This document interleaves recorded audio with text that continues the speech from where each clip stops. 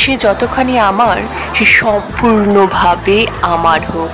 সে ভুল হোক, তার পাহাড় সমান জেদ হোক, শীতের চাদরের মতো মখমলে হোক, বা ঝড়ের মতো মর্মান্তিক, কিন্তু আমার হোক।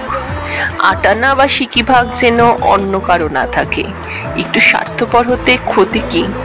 মাঝে মাঝে বেশি পজিটিভ হওয়া ভালো, জানো তো?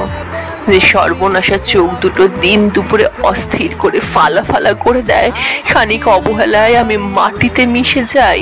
মন খারাপ নিয়ে দাঁড়িয়ে থাকি ভিড় বাসে কিংবা গাল বেয়ে নদী মেশে অজান্তে, যে ঘুরে দাঁড়ালেই আমার হৃদয়ের গতিবেগ আকাশ ছোঁয়া।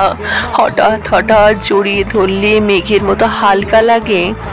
কোথাও গালের পাশের চুলটা সরালে নিজেকে সর্বশক্তিমান লাগে। এসব ভাগিদার অন্য কেউ হবে না।